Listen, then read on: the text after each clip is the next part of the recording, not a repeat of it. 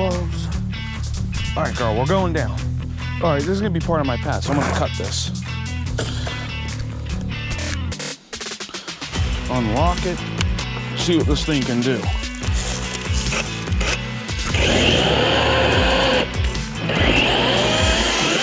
I need to go up. Jeez, that thing cut right through it.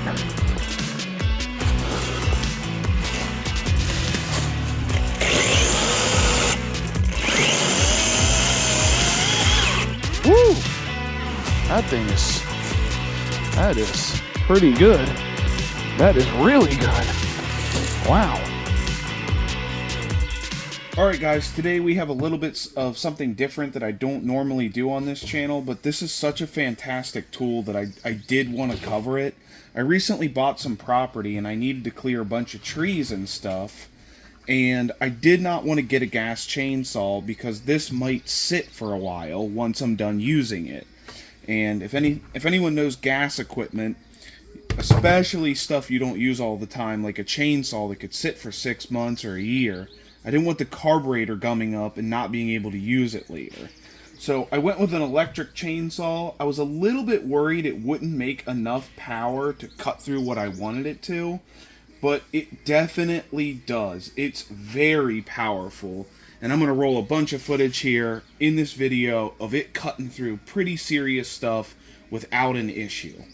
Now, the only thing about the power that I will say that I didn't like completely was these battery packs, when you are really pushing this machine, will say that they're dead, and you have to give it 5 or 10 minutes to cool off. Now, with that being said, that is under very extreme pushing it through very big logs and just non-stop cutting.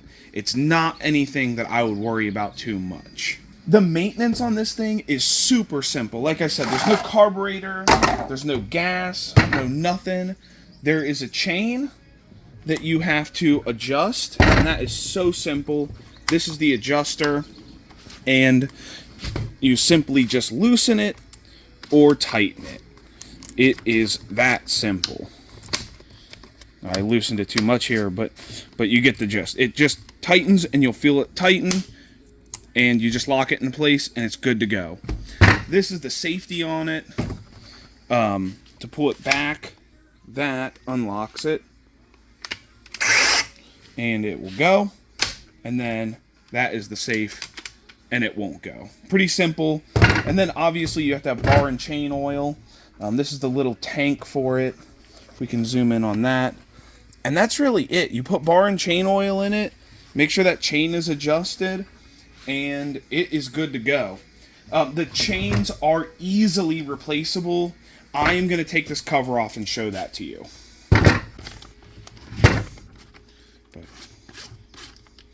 So this is the chain adjuster. It also just removes the cover, and this thing is probably filthy because I have used the heck out of this.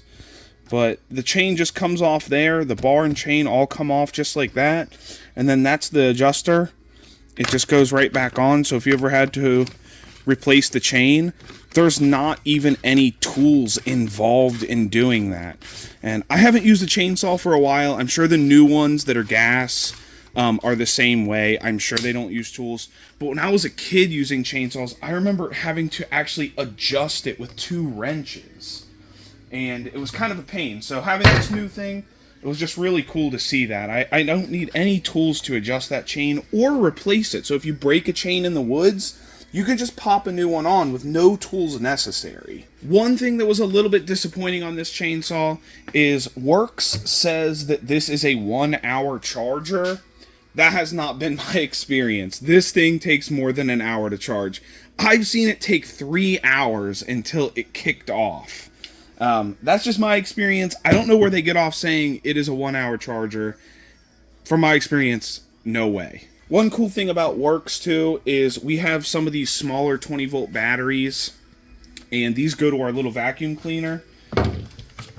They will click onto here, but you just don't get as much runtime with it. There is one thing I want to cover about these batteries is you have to use the WORX batteries with the chainsaw.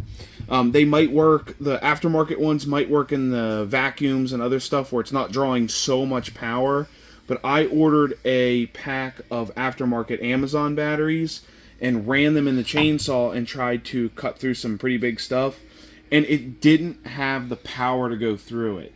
The batteries could not output enough power to cut through a bunch of logs and stuff. So just be a note, these are expensive, but they are necessary to run the actual WORX chainsaw. Don't use aftermarket batteries with this. There's a pretty thick log here I got to cut through. I'll show you how thick it is. There's my hand. Pretty big. We'll take this chainsaw and we'll go right through this.